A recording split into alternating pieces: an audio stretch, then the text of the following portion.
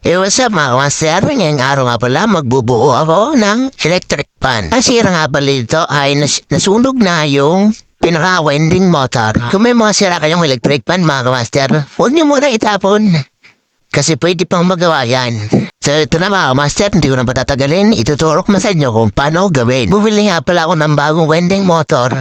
At ito ang gagawin natin mga master. So yun mga master, inumpisa ko ng baklasin yung pinaka-housing ng winding motor. Panoorin niyo lang ang video na ito mga kamaster kasi siguradong may matututunan kayo dito.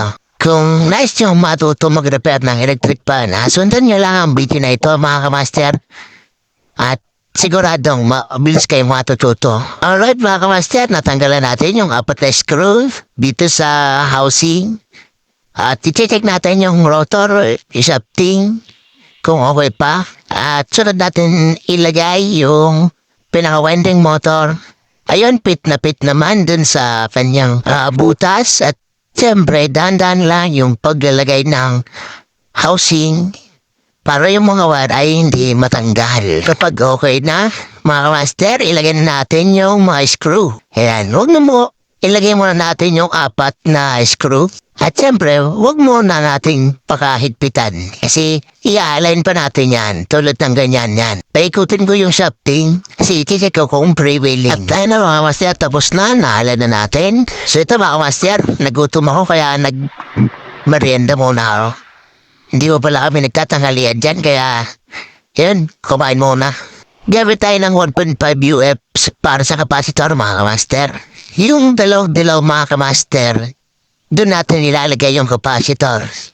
Bali, wala naman dyan polarity, kaya okay lang kahit pagkabaliktad yan. Siyempre, lagyan natin ng shrinkable or electrical tape, mga kamaster. Ang presyo nga pala nitong winding motor na to ng electric fan, mga kamaster, ay maabot siya ng 280. Ang connection nga pala nito, mga kamaster, ay yung isang wire na common ay papunta sa pinaka-plug sa pinakataksakan. So, yung isang wire naman ay papunta sa switch. Yun yung switch na 1, 2, 3.